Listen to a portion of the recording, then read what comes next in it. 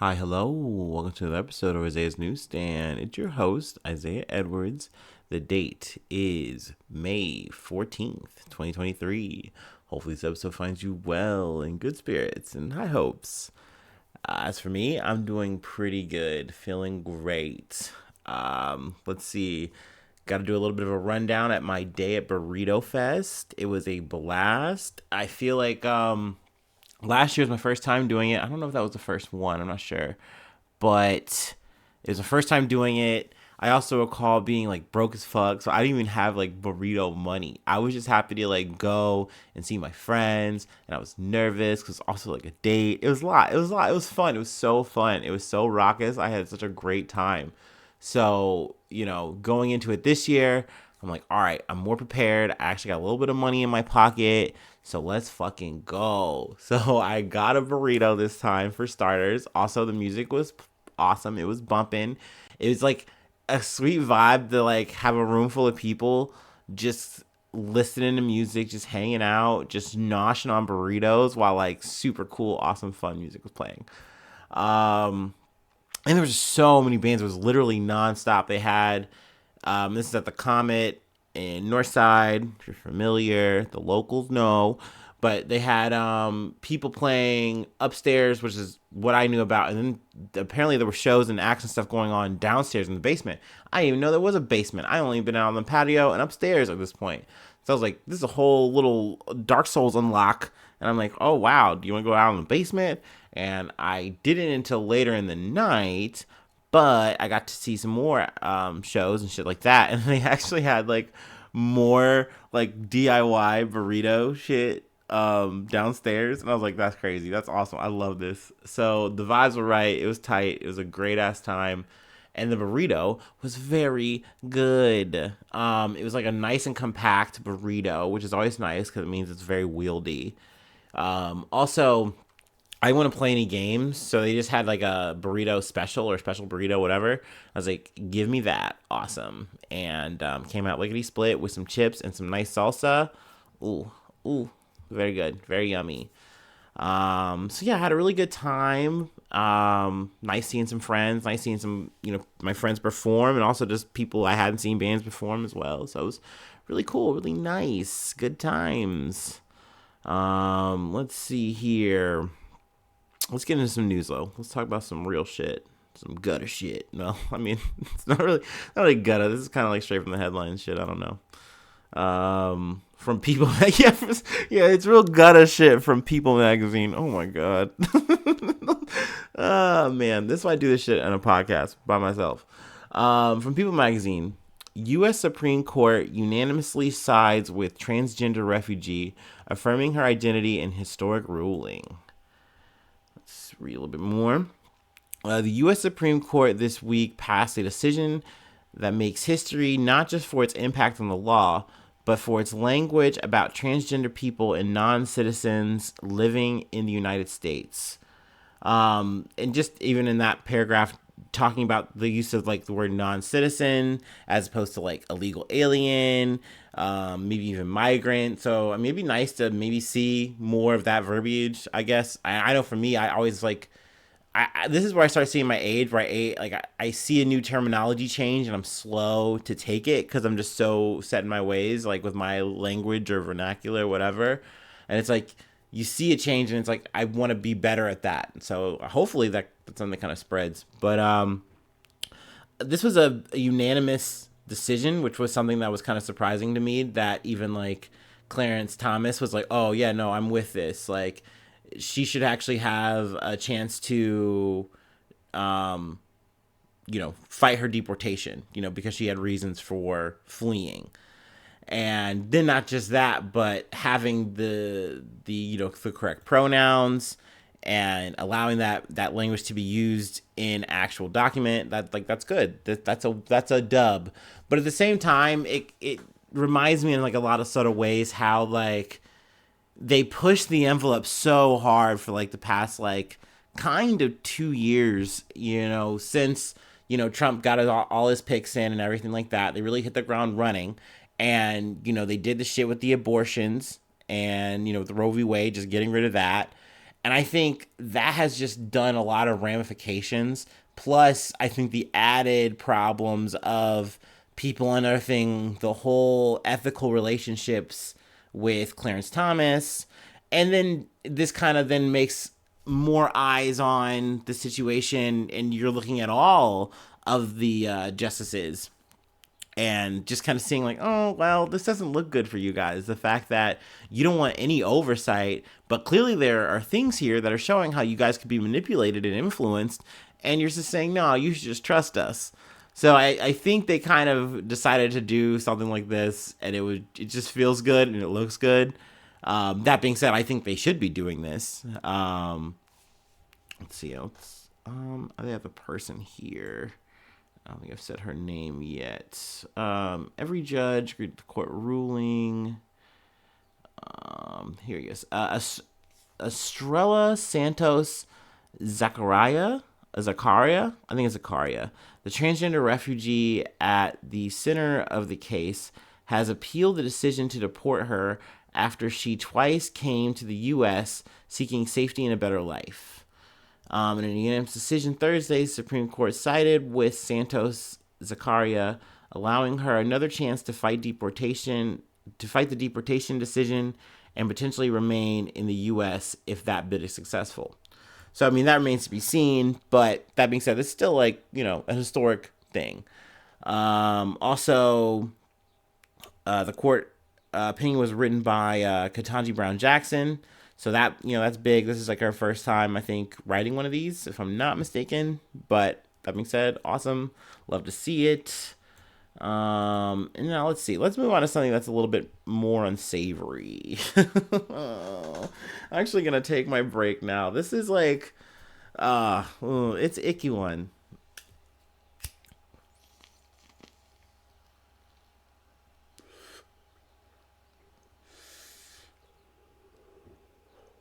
Because it's like some family cult shit. I don't know, murder and family shit. Let's just get into it. I'm not going to do it justice to it. It's also like a big undertaking. But Lori Vallow Daybell found guilty in murder of her 2 children. A jury has found Lori Vallow Daybell guilty of killing 2 of her children in what prosecutors argued was a doomsday plot. She was also found guilty of conspiring to kill her children and her husband's first wife, Tamara Daybell. She faces up to life in prison without parole. Let's just read a little bit more here. It's kind of easy for me to just kind of let ABC News tell it. Lori Vallow Daybell and her husband, Chad Daybell, were both charged with 2 counts of first-degree murder for the 2019 deaths of her children Joshua J.J. Vallow, 7 years old, and Tylee Ryan, 16 years old, whose remains were found on an Idaho property belonging to Chad Daybell following a months-long search. Let's see, it took the jury approximately 4 hours on Thursday and 2 hours on Friday before reaching a verdict. Also, mind you, that Lori and Chad got their cases split. So they were charged, I think, initially together, but then the judge allowed their cases to be split just because it, I guess, seemed like it might be too obvious, and it also seemed that, maybe the defenses might want to kind of align their cases like against each other, So, and I think that's kind of what they tried to do here, more or less saying that like, this is Lori Vallow's 5th husband. Chad was like super into sci-fi fiction stuff. He was a sci-fi fiction writer. He had this whole ideology of this like end of the world thing. I think she was saying some shit about it being in like June or July of 2020. And they just kind of took to this thing. But that's where it's kind of like, they kind of try to play it more on Chad, that it's more his fault. They also get into the fact that they have the text messages of all this kooky, weird shit that they have talking about like demons in the children and how they have to deal with that shit. And you see how they more or less deal with this shit.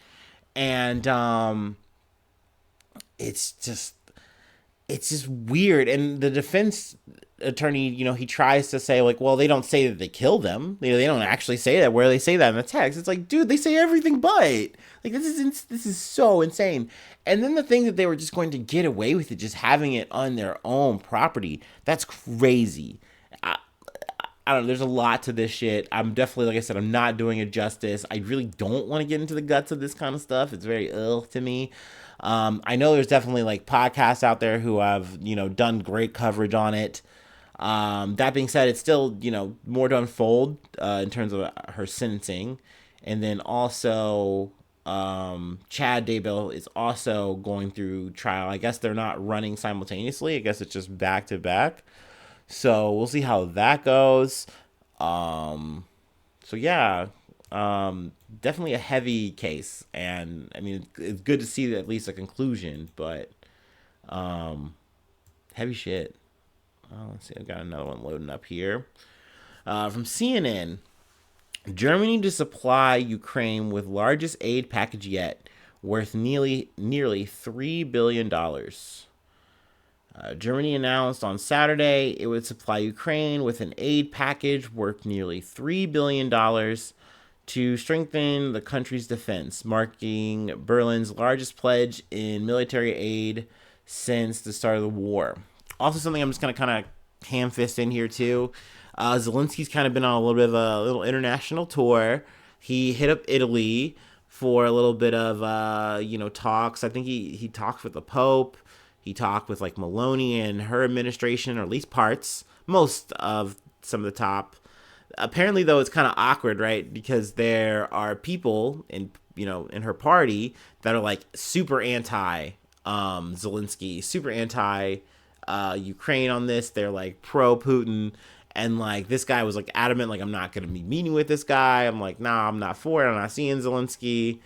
Tomato, tomato, tomato. So weird there.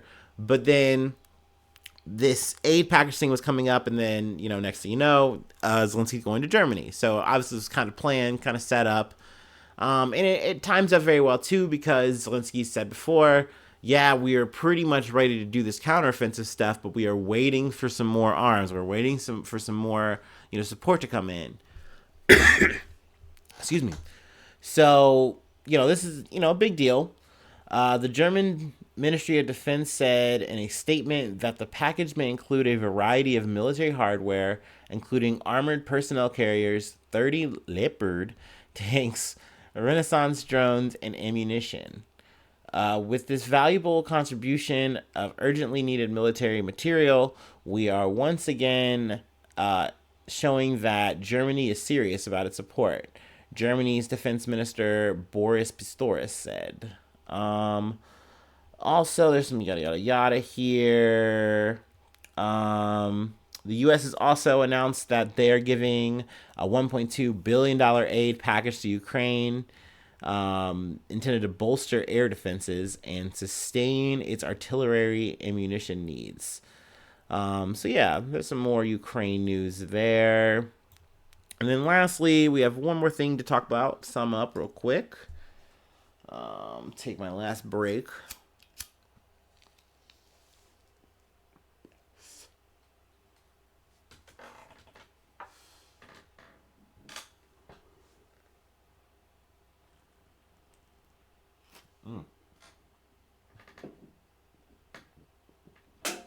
There you go. Okay. Ooga chaka. From Reuters. Israel and Palestinian Islamic Jihad agree Gaza truce. What a awesome headline. A truce between Israel and the militant Islamic group officially came into effect late on Saturday night with an Egyptian-mediated ceasefire agreement meant to end the worst episode of cross-border fire since a 10-day war in 2021. So we've covered this a little bit earlier in the week. Friday, I'm not sure, but between Israel and Gaza, and I believe the death toll at that point was like 29. I think it hit up to like 33. But a back and forth between militants in Gaza and air raids from Israel. So they officially inked out a ceasefire, and people, obviously have been excited about that. People in Gaza, celebrating, honking horns, it's good vibes. But at the same time, it's definitely, held with some trepidation because, you just don't know. There could be any kind of flare up, and a flare up from there could lead right back into a full blown conflict. And which usually you see, once again, a, excuse me, a small loss of life on Israel's side, but then a large loss of life on, Gaza side, or in Palestine. Sorry, oof. So this is a good thing. I definitely don't want to like chalk it up to like kind of blah blah about whatever, but hopefully it holds. That's really what we hope. You want to see as little conflict, as little action as possible, and more talks of just making things better for people. You know what I mean? On both fucking sides. You know what I mean? But we shall see. That's it. That's all I really got. Let's see where we at here. Okay, good. That's a nice place to leave it. Thank you so much for tuning in. Thank you so much for being a friend. Hopefully I see you soon for some more good news. I love you. Bye-bye. Mwah.